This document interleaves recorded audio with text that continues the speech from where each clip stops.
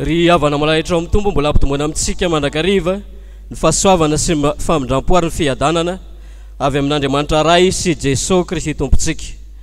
Anio alakamisy faha-1 amin'ny 30 ny volana Desambra, fotoana nomezantsika voninahitra an'Andriamanitra noho ny fitantanany nandritra ny taona ary ametrahantsika sahady ihany koa ny fiainantsika ny amin'ny taona ho avy iomanantsika amin'ny fiderana an'Andriamanitra.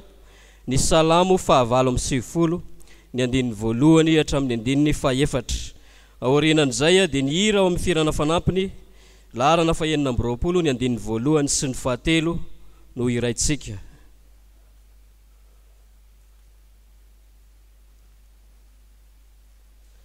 Salamo fahavalo amin'ny 70 ny andininy voalohany hatramin'ny andininy fahaefatra. Rehefa hitantsika zany dia rahantsika midery an'Andriamanitra manao hoe: mirafy iram-baovao an Jehova, fa efa nanao fahagagana izy, ny tanany akavanana sy ny sandrony masina nahavitany famonjeny. Jehova efa nampafantatra ny famonjeny teo masony jentilisany nanehoany fahamarinany. Efa natsiaro ny famindram-pony sy ny fahamarinany tamin'ny taranak'Israely izy. Efa nahita ny famonjen'Andriamantsika ny vazatany rehetra. Miobio an Jehova ary tany rehetra, velomy ny oby ka mihira. Amen. Hira fahaenina amby 20 amin'ny firana fanampiny ny andininy voalohany sy ny andininy fahatelo.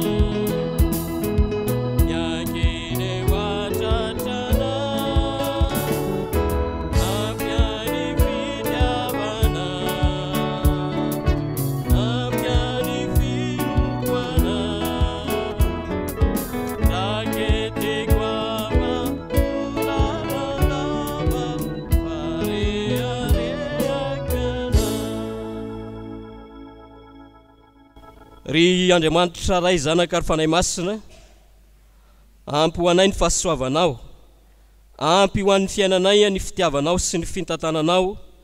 Tsarona indrindra zany ankehitriny raha totosa tonga amin'izao fiafaran'ny taon'izao zay rehetra.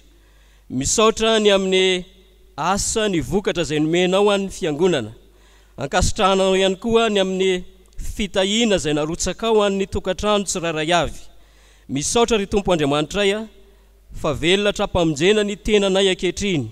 Misaotra satria nafahanao manoloana ny aretina, manoloana ny tranga maro isan-karazany izay miseho teo amin'ny fiarahamonina misy anay.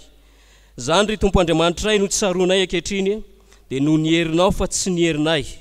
Tsaroanay ihany koa ny famonjena izay efa vitanao ary zany no ananay fahasahiana manantona anao, manome voninahitra anao ny amin'ny fitantananao rehetra izay nataonao taminay nandritry ny taona iny, na ny tsaroanay zany na ny tsy tsaroanay velively ihany koa. Ankehitriny ry Tompo Andriamanitra maniry hatrany izay ny famindramponao, satria tsy sahy izay manamary-tena eo anatrehanao, tsy misy miafina aminao. Ny fahotanay nandritry ny taona iny nandritra ny lasanay rehetra ka hitodianao aminay, hitodianay aminao indray ankehitriny. Tsy misy mpamonjy afa-tsy anao ary tsy misy nahavita ny famelana ny elokay raha tsy anao Jesosy Kristy Tomponay irery ihany.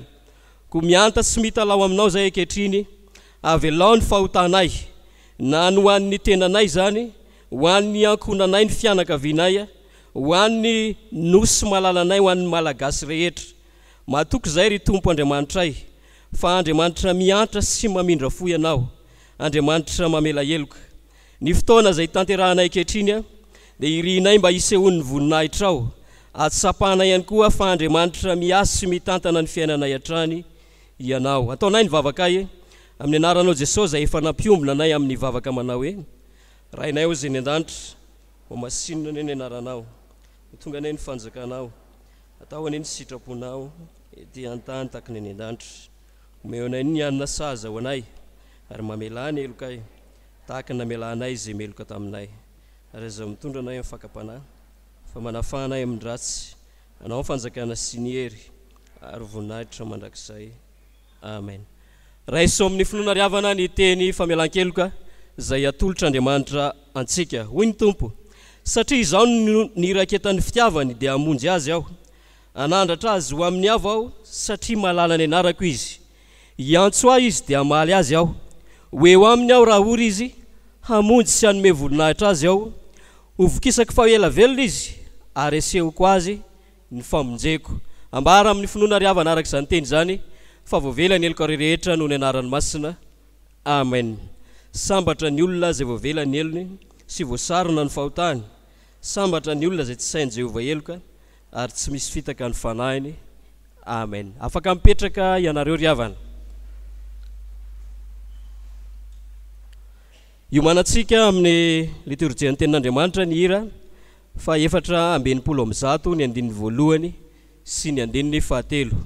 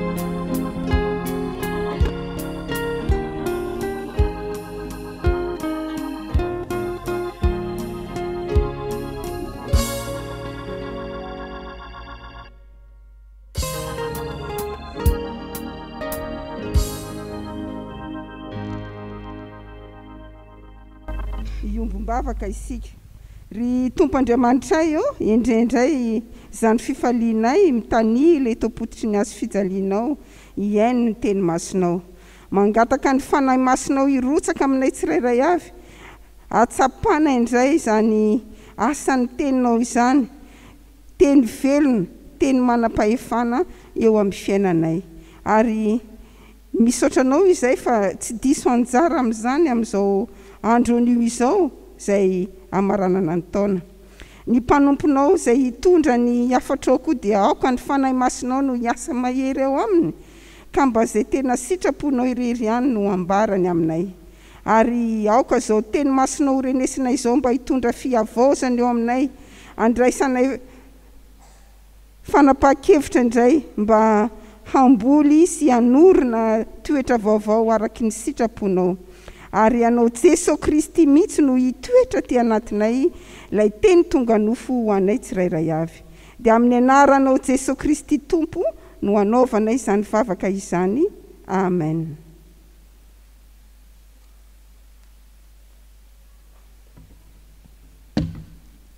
Ola amaky ny tenin'ny soratra masina sika tompoko. Ny teny izay hovakiana dia sokafin'ny baibolinareo ao amin'ny Jeremia. Jeremia 4:20 any amin'ny pejy 227 ano any raha mitovy amin'ny baiboliko ny baibolinareo. Jeremia 4:20 vakitsika ny andininy manontolo. Amin'ny anaran'i Jesosy Kristy Tompo, ny amin'ny aviavy rosobiky. Jehova naneho tamiko, ka indreo nisy aviavy rosobiky voapetraka teo anoloan'ny tempolon'i Jehova, taorian'ny nitondrany Nebokadnezara, mpanjakan'ny Babilôna, any Jekonia, zanaky Jekema, mpanjakan'ny Joda, sy mpanapaka ny Joda ambany mahay tao zavatra, sy mimpanefi izay tany Jerosalema ho babo amin'ny Babilôna. Nisy biky iray dia nisy aviavy tsara dia tsara, dia toy ny aviavy mialy taona. Ary nisy biky anankiray kosa dia nisy aviavy ratsy dia ratsy, izay tsy azo hohanina noho ny aratsiny. Dia hoy Jehova tamiko, inona no hitanao ry Jeremia? Ary hoy izao, aviavy. Ko any tsara moa dia tsara tokoa, ary ny ratsy kosa dia ratsy tokoa, ka tsy azo hanina noho ny aratsiny. Ary tonga tamiko indray ny tenin'i Jehova nanao hoe, izao no lazain'i Jehova Andriamanitry ny Israely, tahaka ireto aviavy tsara ireto no fijeriko any Joda voababo mba hanasoavako azy, dia ireo noroahako niala tamin'ity tany ity ho any amin'ny tanin'ny Kaldiana. Fa hojerenina amin'ny masoko izy mba hanasoavako azy, ka ampidiko ho any amin'ity tany ity, ary ahoriko izy fa tsy horavako, ary amboleko izy fa tsy hongotako, ary omeko fo hahalalany ahy ho Jehova izy, dia ho oloko izy, ary izao kosa ho Andriamanina, fa hiverina amiko amin'ny fony rehetra izy. Ary ny amin'ny aviavy ratsy izay tsy azo hohanina kosa noho ny aratsiny, dia izao no lazain'i Jehova, toy izany no anolorako an'i Zedekia, mpanjakan'ny Joda, sy mpanapaka ary izay sisa any Jerosalema, dia izay mbola sisa amin'ity tany ity sy izay mitoetra any amin'ny tany Ezipta, ary atolotro ho mpanjenjeny sy fiaran-doza any amin'ny fanjakana rehetra ambonin'ny tany izy, ho fandatsa sy hoabolana, sy ambetiteny ary fanozonana, ary amin'ny tany rehetra izay androahako azy, ary ampamelezako azy ny sabatra sy mosary, ary ny arety mandringana ambara-pahalan'ny ritrany tsy ho amin'ny tany izay omeko azy sy ny razany. Amen. Ray masino manamasinana amin'ny fahamarinana, ny teninao amin'ny fahamarinana. Amen.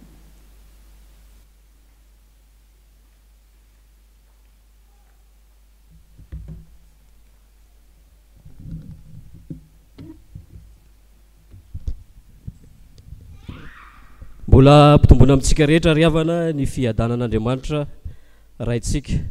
Jeremia 4:20 no andraisantsika afatra amin'izao andro mamarana ny taona 20 sy 20 izao.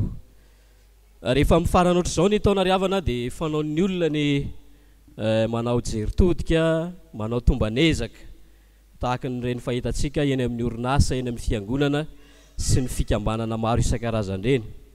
Tsy amin'ny orinasa na ny sehatra toy izany ihany nanaovan'ny olona jeritodika fa na ho an'ny tenan'ny olona tsirairay avy ihany koa ary dia fomban'ny olona no mijery hoe inona ny nety, inona ny tsy nety. Fa eto amin'ity Jeremia 4:20 ty ihany koa Andriamanitra manoloana ny vahoakany dia mijery hoe iza ny mety, iza ny tsara, iza ny mendrika. Ohatry ny ahoana ny olona atao hoe tsy mendrika ny voninahitr'Andriamanitra, ohatry ny ahoana ny olona tsokaziana ho ratsy.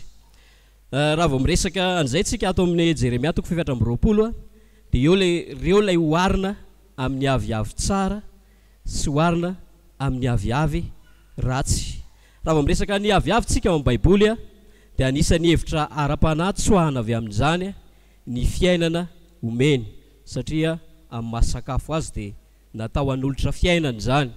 Tahak'izay ihany koa ny olona atao hoe olona tsara, olona manana fiainana mifanaraka amin'ny sitrapon'Andriamanitra, olona manana fanompona mifanaraka amin'izay atao hoe andrasan'Andriamanitra, olona mahafaly an'Andriamanitra. Ary izany no afatra, izany no vaovao mahafaly ifantohantsika omeny tompo antsika amin'ny tian'io tia, ka ifantohantsika manokana ny 14 hatramin'ny 17 izay mamaritra hoe toy ny ahoana na ohatry ny ahoana ny olona manana an'izany fiainana mahafaly an'Andriamanitra izany, ka ambaran'Andriamanitra na hoe sokajian'Andriamanitra ho toy ny aviavy tsara. Afatra telo aza io fampahirezana antsika no tsoahantsika avy amin'ny io tenin'Andriamanitra io. Ny afatra voalohany dia izao: ninona zavatra misy dia mbola azo atao hatrany ny mihatsara. Ninona zavatra misy eo amin'ny fiainana dia azo atao mandrakariva ny mihatsara, manana fiainana mifanaraka amin'ny sitrapon'Andriamanitra. Ny 14 sy ny 15 maneho an'io. Izao no ambarany eo amin'ny 14 sy ny 15. Ary tonga tamiko indray ny tenin'i Jehovah nanao hoe izao no lazain'i Jehovah Andriamanitry ny Israely: tahaka ireto aviavy tsara ireto no fijeriko ny Joda voababo mba hanasoavako azy, dia ireo ny roako ny ala tamin'ny ity tany ity ho any amin'ny tanin'ny Kaldeanina. Voafaritra tsara eto ilay olona izay ambara hoe toy ny aviavy tsara, dia tsy iza fa ireo Joda izay naninona ozy izy? Joda izay voababo. Raha vao miresaka ny fahababona io dia mifandray amin'ny vanim-potoana izay niainan'ny Jeremia io. Ary raha resana vetivety izany dia anisan'ny fotoana manamarika an'izao andro atrehantsika izao, satria raha vao miresaka ny fahababona tany Babilôna, ny fiafaran'ny taona amin'ny fiafaran'ny taona ohatr'izao sy amin'ny fiandohan'ny taona dia tsy tsika ihany no manao fety ny mifaly rehefa fiafaran'ny taona sy fiandohan'ny taona, fa anisan'ny manana fifaliana, manana fety ankalazaina ihany koa ry zareo Babilônianina. Ary ny fety izay ankalazainy amin'ny fotoana io dia fety atao hoe mifandraika, mifamatotra amin'ny fivavahana.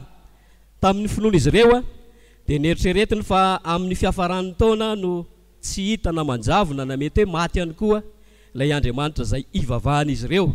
Ka rehefa tonga ny fiandohan'ny taona, tonga ny andro voalohany amin'ny taona, dia mifaly izy ireo, satria miseho indray ilay Andriamanitra izay ivavahany, izay mazava loatra Andriamanitra sampy moa tamin'izany fotoana izany. Ny zavatra tena ankalazaina tamin'izany fotoana izany dia ny herin'io Andriamanitra io.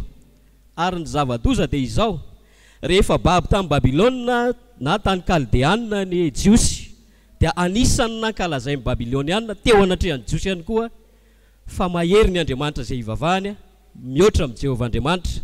Ny anaporofony an'izay dia ny fitenenana hoe matoy ianareo voababo, matoy ny Jiosy voababo ho an'ny Babilôna, dia ny Andriamanitry ny Babilônianina zany no mahery noho ny Andriamanitry ny Jiosy. Teo ny taitra ny Jiosy, nandinika hoe marina tokoa ve izany, ary nieritreritra hoe manahoana ny tantara. Tsy magaga raha teo amin'ny vanim-potoana izay nahababon'ny Israely io no nahazahoana an'ireo boky izay mirakitra tantara, na hoe nanangonana an'ireo boky izay mirakitra tantara, ka nahafantarana tao anatin'izay fa tsy resy akory Andriamanitra, tsy resy akory Jehovah Andriamanitra, fa matoa babo ny olona dia tsy no inona fa noho ny fahotan'ny olona ihany.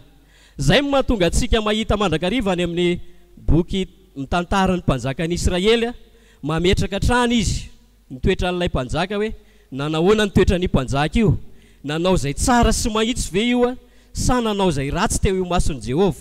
Ny antony reny teny reny dia mba entina ny ahoana fa tsy Jehova akory no resy, tsy Jehova Andriamanitra akory no malemy teo anatrehan'ny Babiloniana, teo anatrehan'ny Andriamanitra ny Babiloniana, fa babony Jiosy satria nanota ny ala tamin'i Jehova Andriamanitra. Zany hoe matoa misy ny fahababoana dia nanota zay ny olona. Ary zay ny antony ty teny ty hoe tahaka ny aviavy tsara no fijeriko an'ireto Joda voababo reto. Eo tsika mieritreritra araka ilay tantara teo a matoa nisy ny fahababoana nanota zay ny Jiosy rehetra.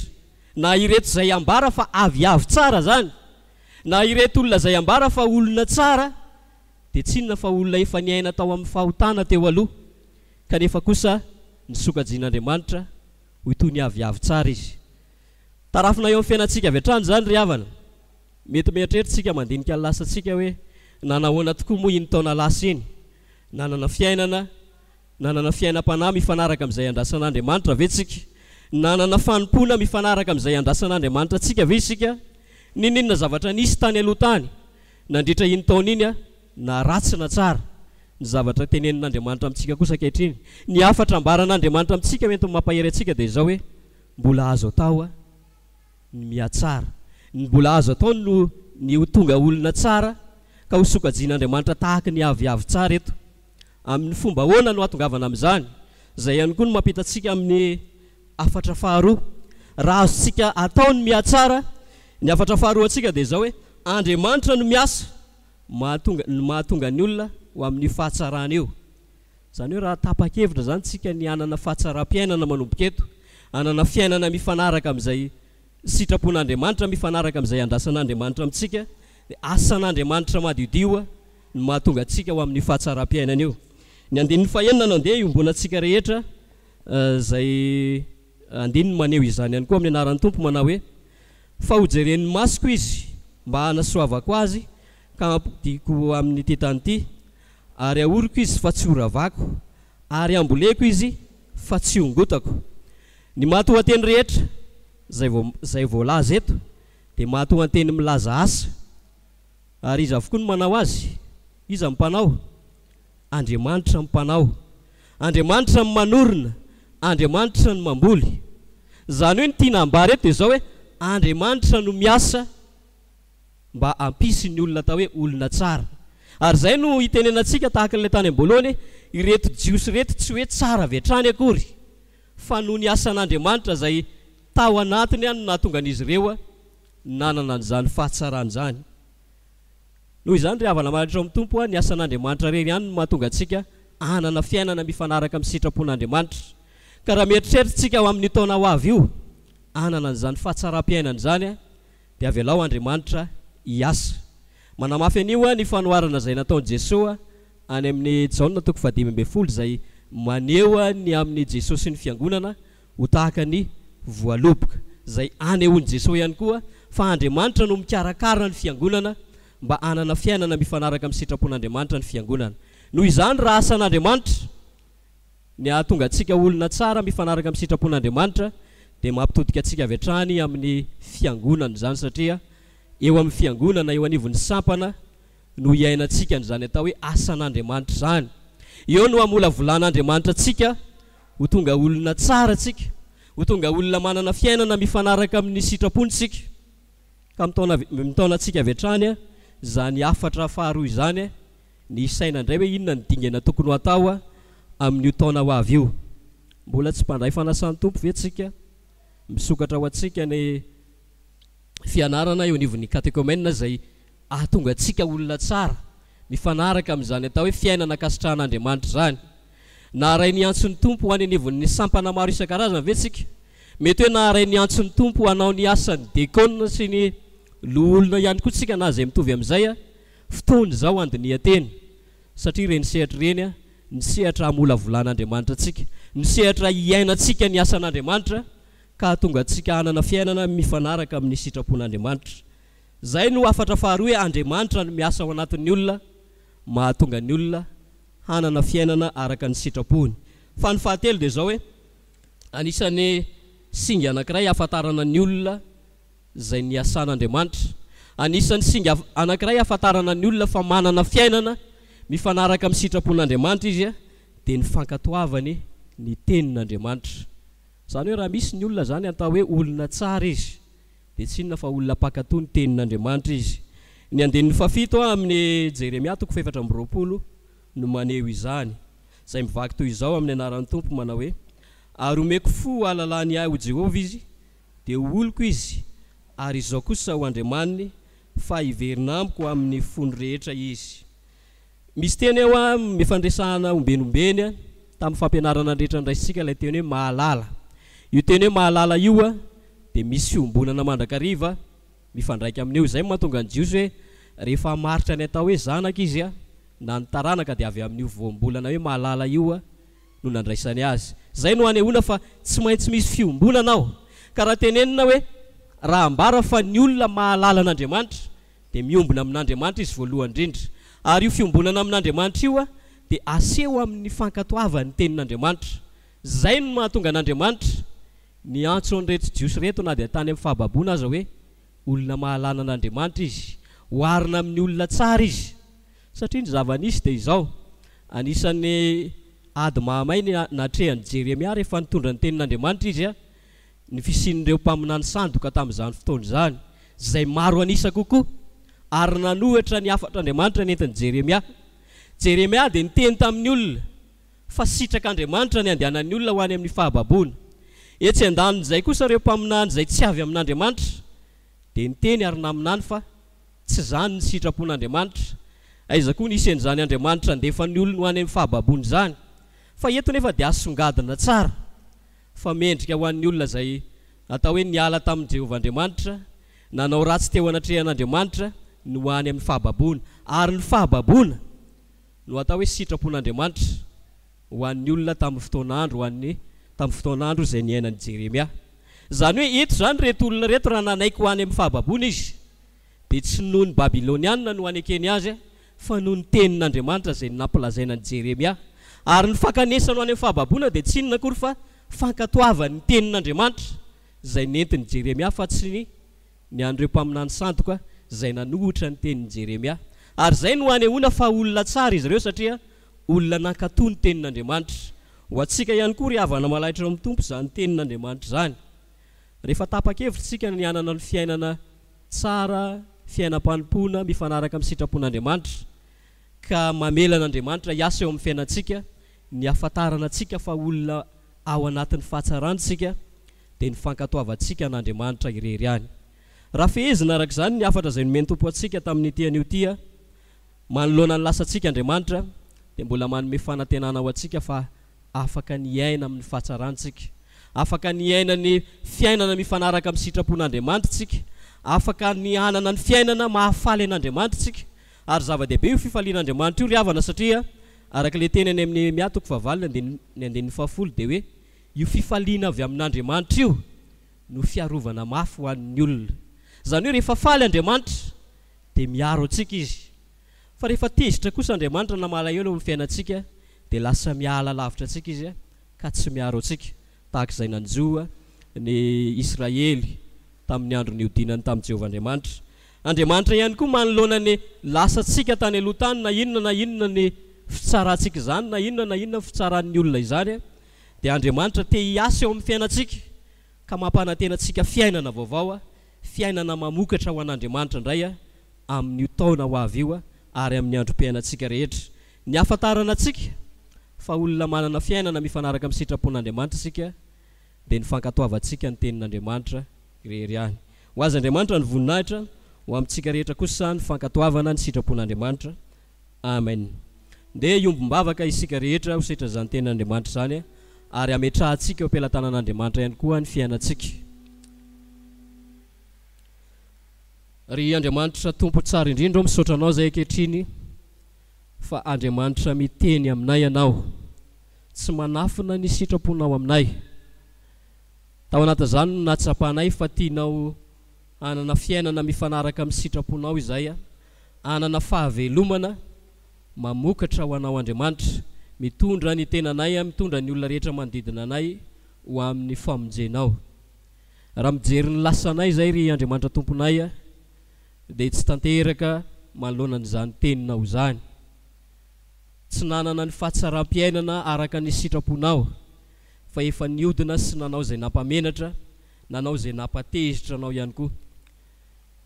Faly nefa izay ankehitriny satria ny taominao indray nampahirezinao fa ninona toetra ny fiainanay teo amin'ny lasanay rehetra, dia Andriamanitra miasa vonina iasa eo amin'ny fiainanay tsirairay ianao, vonina iasa eo amin'ny fiangonana, ka ny fanainao masina ne no hiasa aminay, atsapanay ny antsonao amin'ny sehatra maro isan-karazany izay tianao ametrahana ny olona rehetra eo anevon'ny fiangonanao. Fanainao masina ihany koa no hiasa aminay mba hanekenay mandrakariva ny teninao Andriamanitra ho lohalaharana eo amin'ny fiainanay. Anekena ihany koa ny famonjena izay efa vitanao, ka anekenay ianao Jesosy tompo sy mpamonjy ny fiainanay.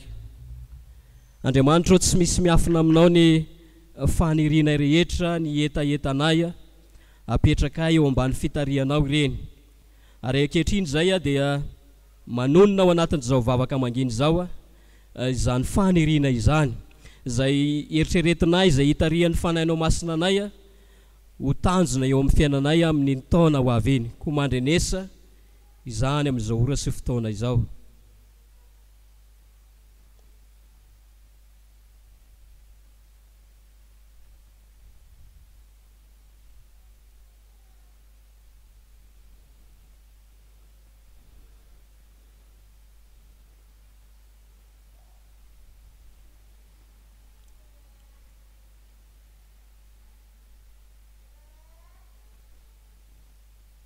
Ankasitrahanay ianao ry Tompo Andriamanitra ary inona ihany koa fa na dia avo fipetraka azy ianao dia ambany fijery. Andriamanitra miara-monina aminay ka mahafantatra mahita ny any am-ponay tsirairay avy. Ankinina aminao izay ho mety ho vinany tsirairay, ny mety ho tanjona apetraky ny tsirairay avy. Izany rehetra izany dia irina indrindra mba ny sitraponao an-trano no entinao mamaly izany. Ary ny asanay rehetra, ny fianarana, ny andraikitra izay sahaninay na eo anivon'ny fiangonana, na eo anivon'ny firenena sy ny fiarahamonina, dia apetraka eo ambany fitarianao Andriamanitra trany mba hifanaraka amin'ny sitraponao izay rehetra ataonay. Io ihany koa ireo tsy salama ome fahasalamana izy, ampahirezo amin'ny teninao ary ny fanainao masina omba azy rehetra. Eo ihany koa ireo namanay izay voafonja amin'izao fotoana izao, ianao Andriamanitra ampahery azy ireny tsirairay avy, ary haneo ihany koa fa Andriamanitra ny famonjena azy ianao, haneo amin'izy ireny tsirairay fa Andriamanitra ny olona rehetra ianao, ary anana ny fanantenana ihany koa ny amin'ny fiainanao avy. Izay rehetra mahatsapa fahoriana amin'izao ora sy fotoana izao dia ankininay eo am-pelantananao eo ambany fitantananao Andriamanitra. Ny mahasoa ny fiangonana rehetra ry Tompo Andriamanitra dia ankininay aminao hatrany. Izany no vavaka sandratray ary fantatray fa izay rehetra tsy voatoninay nefa fantatrao fa mahasoa anay, dia ianao no ampirotsaka be dia be aminay izany araka ny haben'ny famindramponao. Ny anaran'i Jesosy no hanaovanay ny vavaka. Amen. Misaotra an'Andriamanitra tsika ry havana ny amin'ity fotoana ity ho fanavaozantsika rehetra ny fanoloran-tenantsika amin'ny alalan'ny rakitra, dia ny antema fa 9 no iraintsika.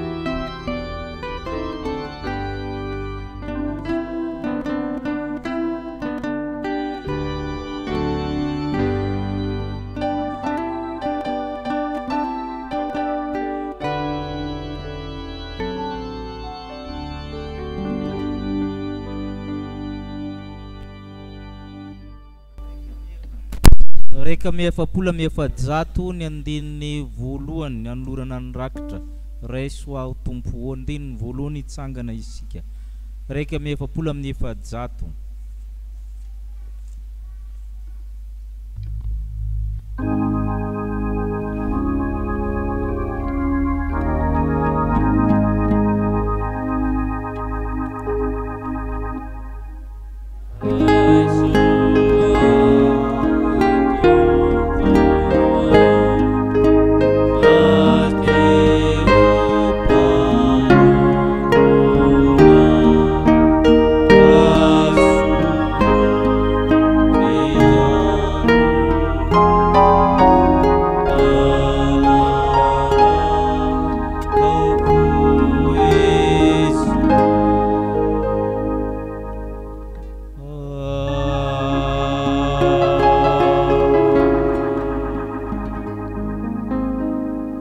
Isika tonga amin'ny tapany faharoa isika dia amin'ny fanavoazan'ny fanoratena sy fibanitsinana ny hoavy.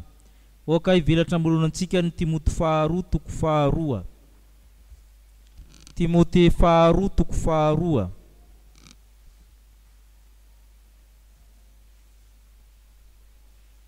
Ny ataotsika dia fanavoazana fanoratenatsika ibenjenatsika amin'ny hoavy. Ny andininy fahaefatra ambin'ny folo hatramin'ny fahavalambin'ny folo zao no vakitsika. Andininy fahaefatra ambin'ny folo hatramin'ny fahavalambin'ny folo Timoty faharoa toko faharoa. Andininy fahaefatra ambin'ny folo hatramin'ny fahavalambin'ny folo vakitsika aminaran'ny Tompo izany zavatra zany.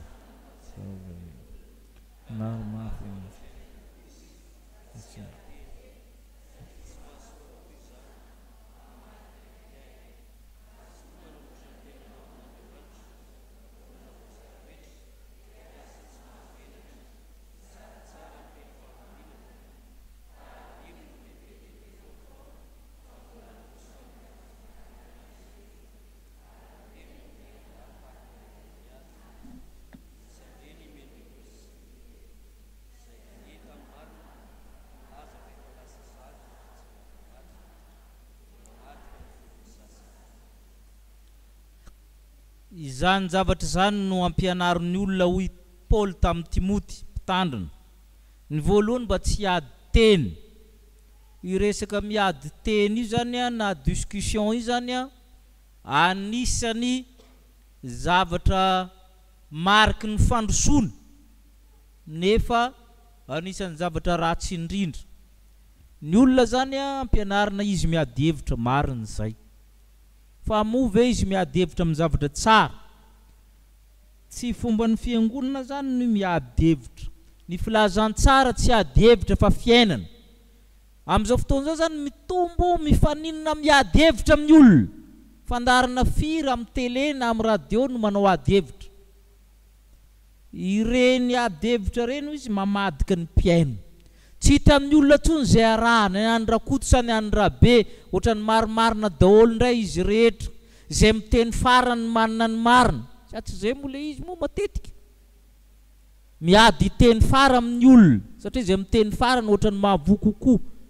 Dia droit de réponse droit de réponse roa.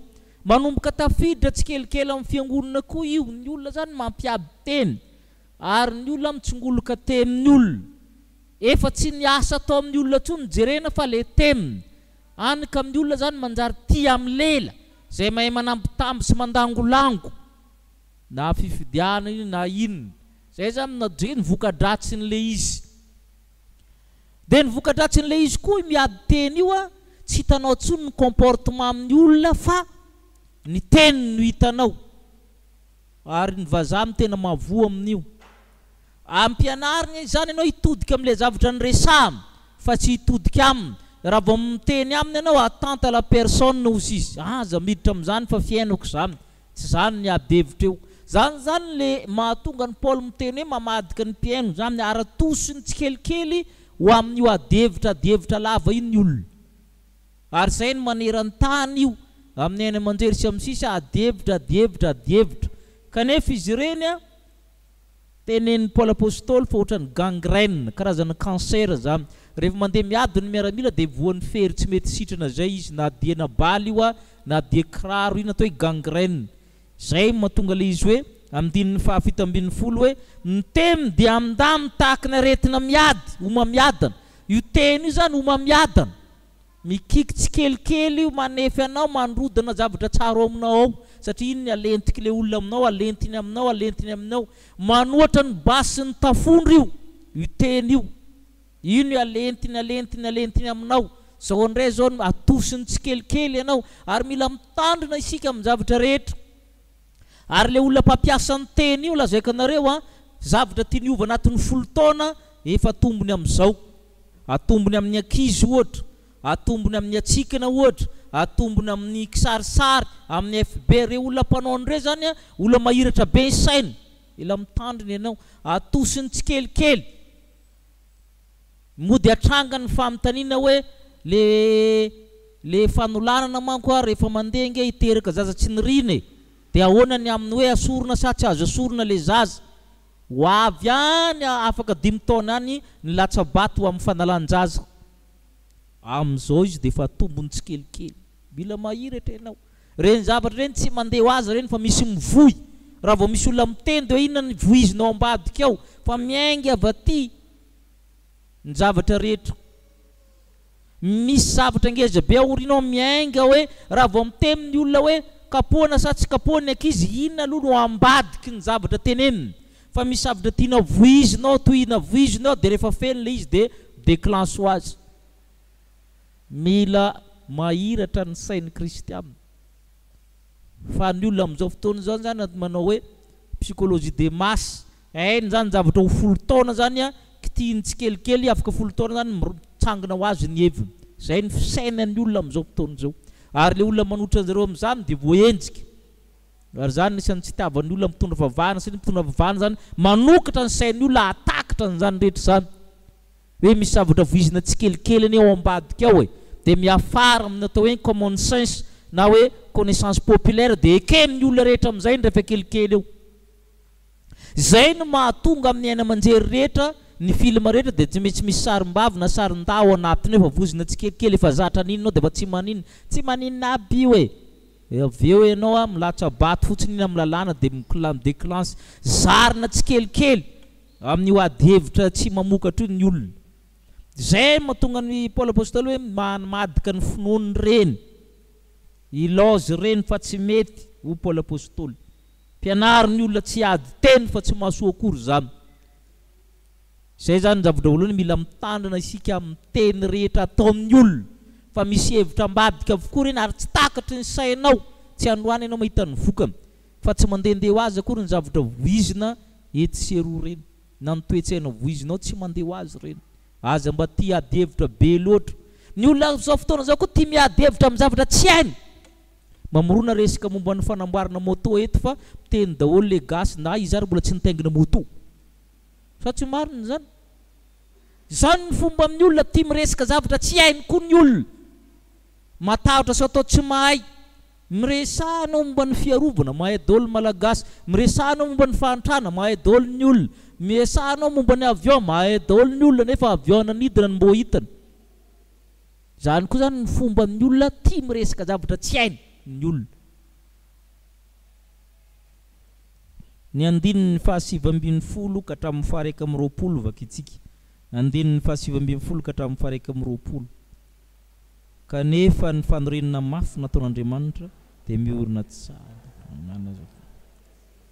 ny tompo mahalala ny azy ary eo ny olona rehetra zay manona aran'ny tompo hiala amin'ny ratsy fa ao an-trano dia mitsivanaka volamena izy vola fotsy aminy fa mifinjikany ary zany membonina ny sasana lambara raha misy olona manadiny tena no afaka amin'ireny dia fanako memboninaatra izy efa na masinina ka mahasoa ny tompo voavoatra amin'ny asa tsara rehetra ny tena fanorenana ataon'Andriamanitra izy dia izao Andriamanitra mahalala zay tena izy Andriamanitra mahalala zay tena mpivavaka aminy Andriamanitra mahalala zay mino ka tsy ny olona rehetra mankaty amin'ny fiangonana akory ny zanak'Andriamanitra fa Andriamanitra ny tena mahalala izy amin'ny tena zanak'Andriamanitra zay ny dikany hoe ny tompo mahalalany azy. Zay ny critère voalohany. Faharoa, ny olona rehetra manona anaran'ny tompo miala amin'ny ratsy.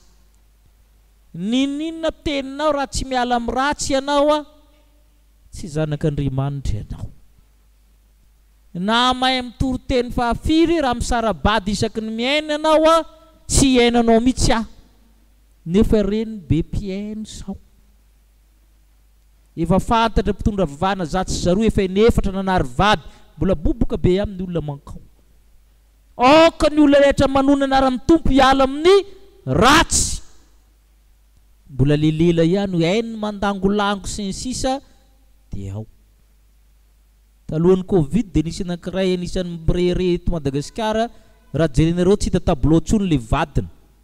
Nefa izy mivady mpanao sary iraky ny aminy zany izy mivady mpitory eo. Fa jerena eny nalehan'ny vadiny iny raha hitanareo amin'ny sary tsony. Ary tsika zany mila mahiratra za amin'ny tsika kristianina amin'ny zavatra rehetra hoe ina no ambadika ao. Variana loatra miteniteny amin'ny olona. Ary ny anao tsy henonao ny an'ny pasterinao sisy fa ny an'ny olona ry to mamirapiritra, to matsiro. Nefa jereny toetrany sy ny fitaizany ny vady aman-janany, jereny fitantanany ny volany, dia hitanao fa tsy mparomon'Andriamanitra anao venanao vina izy. Ny tompo ihany ny mahalala izy. Faharoa, miala amin'ny ratsy le olona rehefa manorina amin'ny tompo zany, fa tsy hoe zay lazaiko no atao fa zay ataoko azo atao. Tsy marina eritreran'Andriamanitra zany. Sady miteny ianao no manao, ianao no manao voalohany. Tandremo ozy izy amin'ny 20 manao ohatra, ao an-trano lehibe anankiray misy karazana fanaka vita amin'ny inona avy? Misy vita amin'ny volamena, vita amin'ny volafotsy, hazo sy tany koa. Tsy mitovy zany ao anatin'ny fiangonana anankiray zany tranon'Andriamanitra misy olona tahaka ny volamena, misy olona tahaka ny volafotsy, misy olona tahaka ny hazo, misy olona tahaka ny tany. Fa maninona? Mamaly izy amin'ny tapany manaraka. Ny sasany izy maninona? Omemboninahitra. Ny sasany halambaraka. Tandremo io ohatra io ratsy ary manahirina ny manazava-nio ary. Satria ohatra io fanaka ao an-tranonao ao, tsy mitovy ny gradiny. Misy serpillère, aiza ny fipetrahana? Anaovana inona? Tsy mitovy zany ny fanaka ao an-trano ao. Dia misy ny sasany tsy miala anaty WC, karazam-panaka inona avy ohatra? Tonono fa inona mampiodikodinareo amin'izany? Zay le trano anankiray misy zavajavatra ao anatin'ny trano io izy. Na tsara tarehy ary tsisy olona misotro rano ao anatin'ny le lavabo ambany ary inona mo niarany iny? Samy rano reo, samy rano jiramany eo anatin'io. Fa tsy marina zany. Fa maninona tsy sotroina le ray, samy mbola nivoaka anatin'ny tuyau ray aminy io. Azonareo ve le satria le pitahiry azy no ratsy. Atsika va hoe samy rano jirama ihany fa ny ray ao ambany ny ray ao ambony, tuyau ray aminy mitondra an'io. Mazava le zany sa tsy mazava? Fa maninona tsy sotroinao le anankiray io satria le mitahiry azy efa ratsy ny ao an-tsainao. Fa le ambony ty azo sotroina satria ny mitahiry azy natokana ho amin'ny zavatra hafa. Zay midikany hoe fanaka ao an-trano tandremo fa tsy mitovy. Ny sasany le mbaraka fanaovana zavatra hafa, ny sasany omemboninahitra. Dia tokony manontany tenitsika amin'ny ho avy hoe izy ary ile mipetraka eto tsy azo sotroina. Satria zay le fanaka. Zay le fanaka. Misy fanaka tsy mazaka atsy, tsy mazaka roa, maninona? Zay ny fijerin'Andriamanitra atsika fa tandremo. Zay ny fijeriny hoe ty fanaka anankiray ty mazaka ato amin'ny salon, ty fanaka anankiray ty mankary, mankatsy. Azo mbatratra an'izany ihany. Fanaka alaimbaraka, fandakandaka, faniliana ary ny batan'le izy. Tena zay mitsy toron'izy indray ny manary, zay mbola efa andeha. Aloha zava-be ohatran'izany. Satria fanaka reny, fa fanaka alaimbaraka.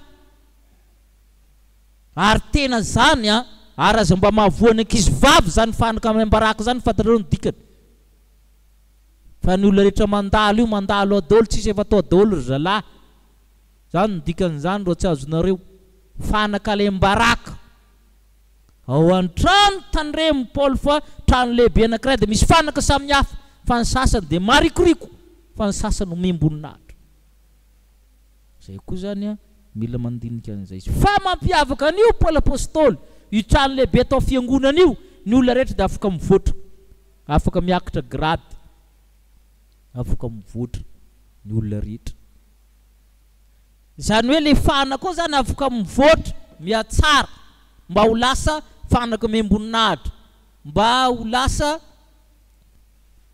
fanaka mahafinaritra mahasoa zay ny tenene hoe mahasoa amin'ny tompo vovoatra amin'ny asa tsara rehetra vovoatra amin'ny asa tsara rehetra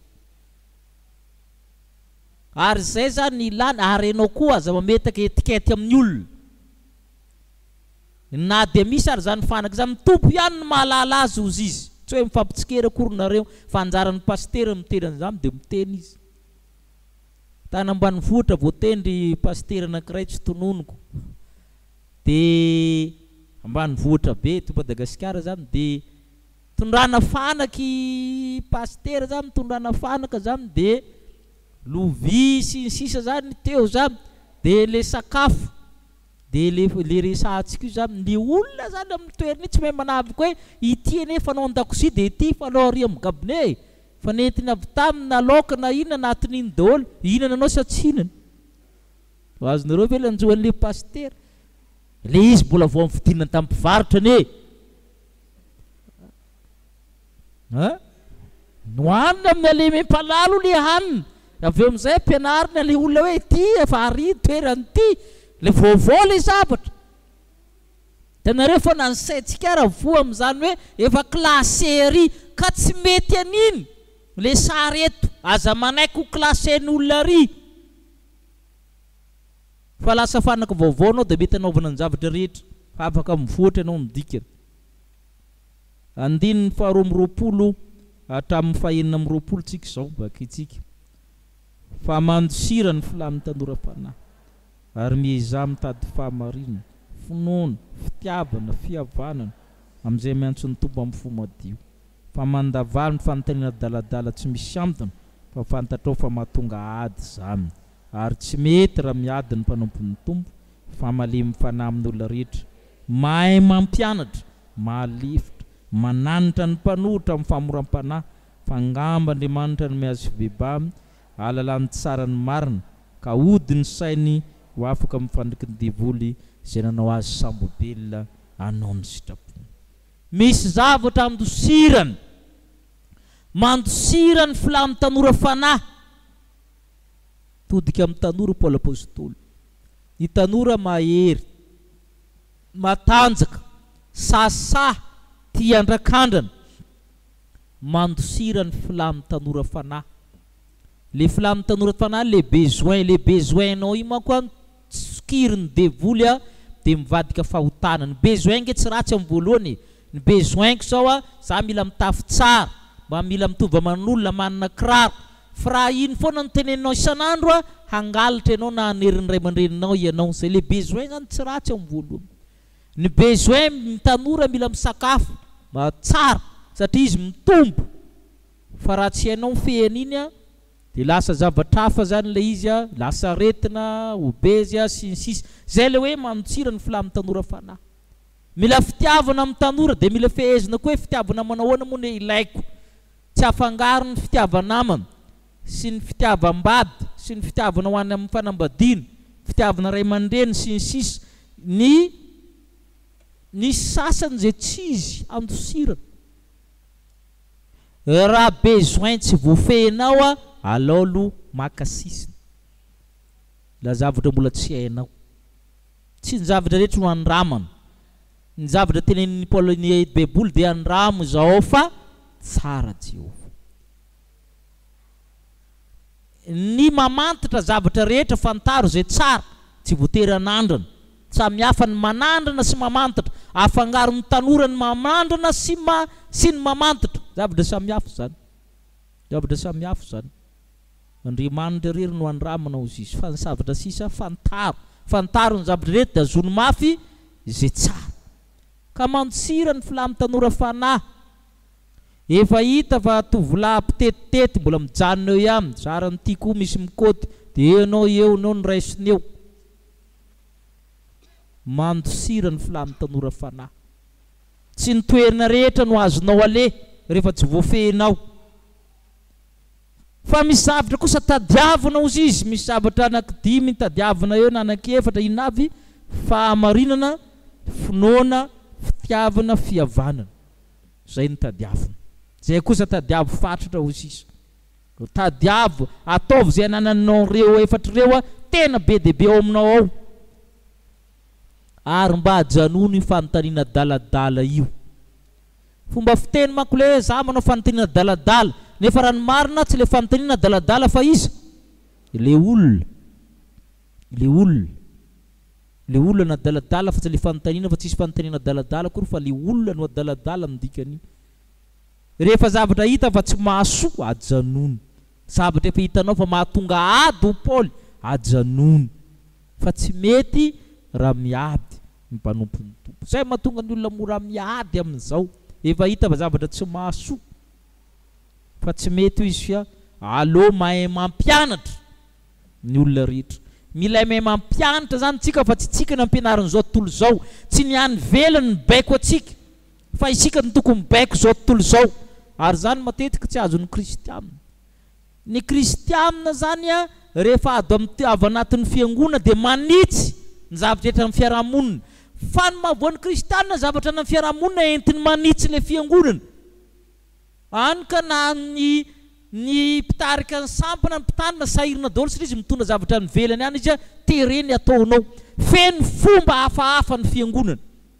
no fanohitra amin'izany mandehana amin'izao tontolo zao izy toriny filazany tsara amin'ny olombelona rehetra da inona koa ataony koa ataovy mpianatra ny firene rehetra fa tsy ianao indray ny ampianary ny olona za tsy manaiky mihitsy kristianina ampianary ny tele na radio ianao manina amity ianao ny tokony ampianatra amin'ny olona rehetra fa tsy ny olona nampianatra anao amin'izay siansa kely mba ny anarany ihany zay tsy hainy akory ny tena marina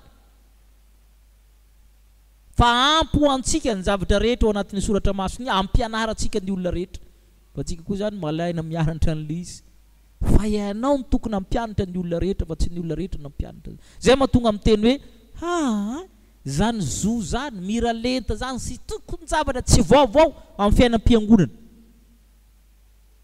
isika tato tsisy nanaviko hoe lahy na vavy na sisa zany tsy tokony ny fiangonana ampianarana an'izany na ny zo sy ny taka an'izany ny fiangonana ny tokony ampianatra amin'ny olona voalohany ary izy nahita fahazavana voalohany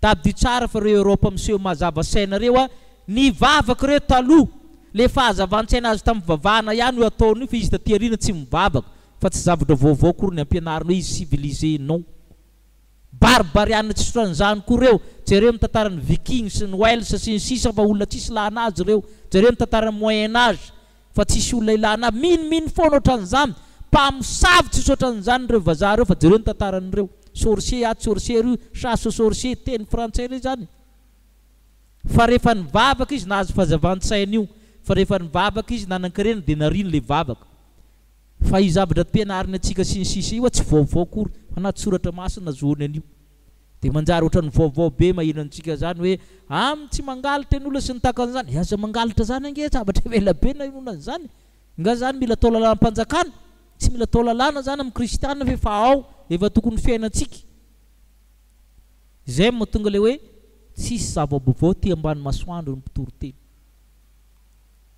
zay le fanavozana ny fanorentenantsika amin'izao andro farany amin'ny taona izao mba tandremo teny io ary lazakanareo fa hitombo avo amin'ny olona hitemiteny foana amin'ny raika amin'ny 20 io minoa fa ho hitanareo zany hiady hitemy daholo ny olona tsisy tambenam-bava fa tsisy mampandroso le zavatra teneniny fa vita amin'ny teny fotsiny na ny zanakareo an-trano sy ny sisa ho aby io sy letra amina fitenenana amin'ny olona ary misy ny tsy miteny a fa miteny an-tsoratra ny zavatra soratany mampitola gaga ny zavatra alefany aminao ny SMS alefany aminao izy ny babany tsy miteny fa ny sainy tsisy raha ilana azy ny zavatra soratany koa hitanao izy ay ve za mitoetsy amin'ity olo ty jereo ny serasera amin'ny tambajotra reny fa misy olona mavoaka zavatra hafa mihitsy nefa tsy miteny firy ka raha vao miteny hoe miteny ahety sy baba ihany io fa amin'ny soratra koa sy amin'ny zavatra rehetra amin'ny fihetsika sy ny sisa ataon'ny olona ny tombo avy eny zany ny fiadiana amin'ny teny manomboka zao ary io zany ny voizina maneran'izao tontolo zao adievitra lany any be resaka be loatra amin'ny olona lany andro amin'ny formation sy ny sisa ka nambanao projet ary izy de conférence sy formation no andaniny 60% ny volany de 40% sisa de tsy vita le projet fa laminy nisan'ny cimétaire de projet be dehibe tsika satria lanandro amin'ny adievitra kely izy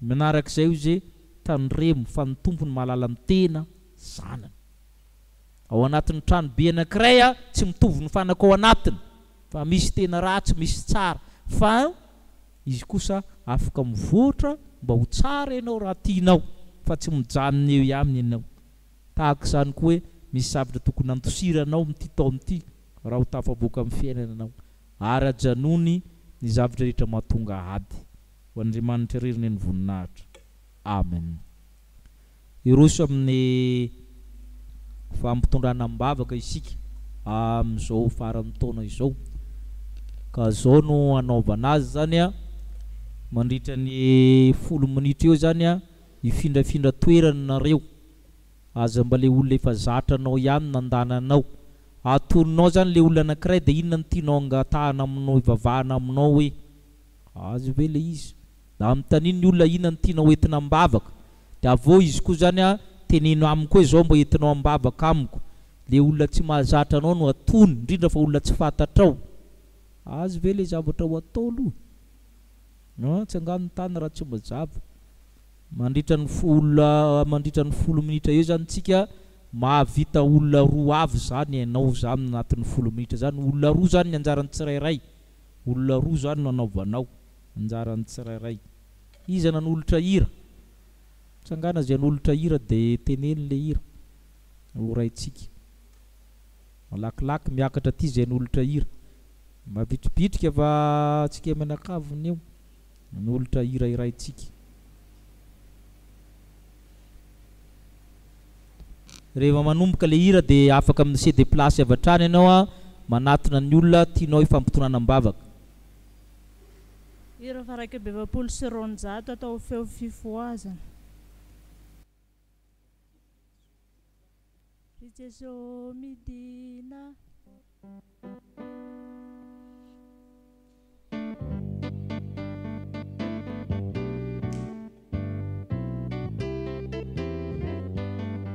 samy mitsangana de manatona le olona ianao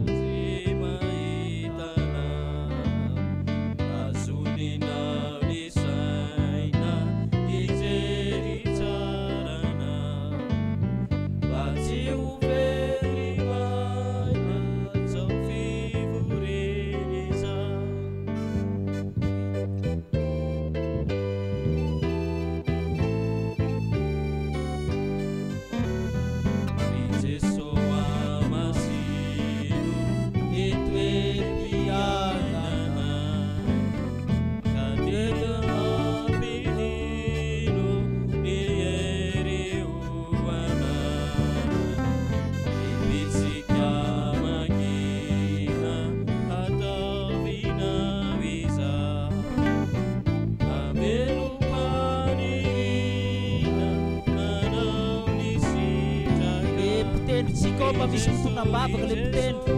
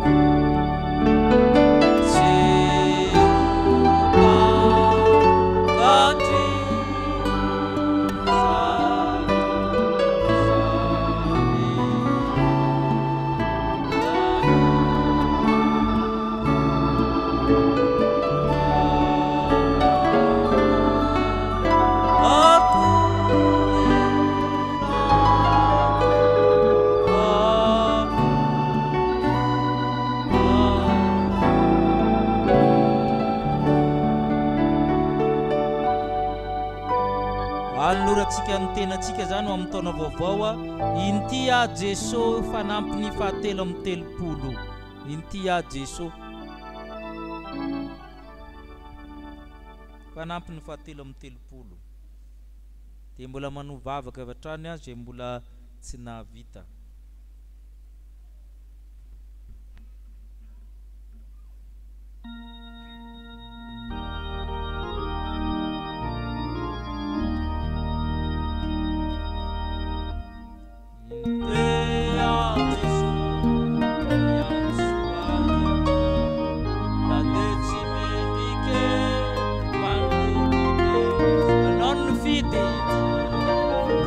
Si aku ni anda tiang sarbidi beritumpu mamela yel kureja yuf swafas ulumbau vau non sijakau mendikat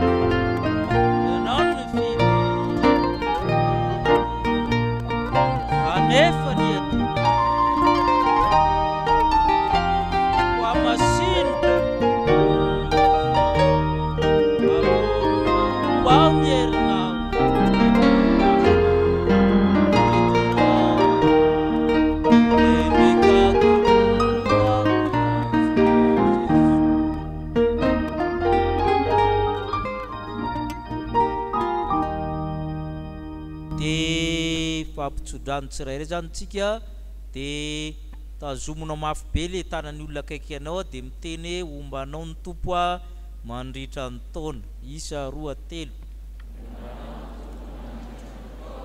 dia sodrano a rarisoa ireo mpitenitsika zay niara nylofo tamintsika namelana ampanahtsika nandritra ny taona miakatra ary ambony ny masontsika dia averintsika indray le izy hoe ombanareo ny tompo mandritra ny taona tehaka mafy be tsika ry havana.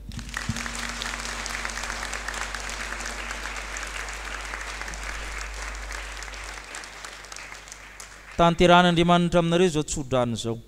Ny fahasoavan'Andriamanitra hamotra ny fanareta hiaro ny fananareo, hiaro ny hevitrareo, hiaro ny fikasanareo tanteraka zany tsy hanantsina amin'ny fiaven'ny Kristy tombontsika.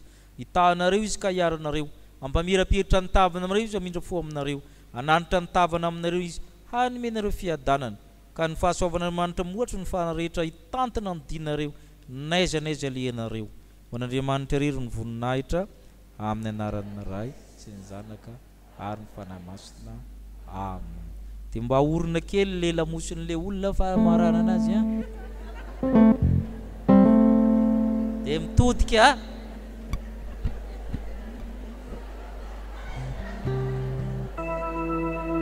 tekitsika ry hava dia misaotra amin'ny fifotsika rehetra, dia misaotra amin'ny teknisianina ny mpakasary ny mpitendry isika amin'ny rehetra tsara tompo.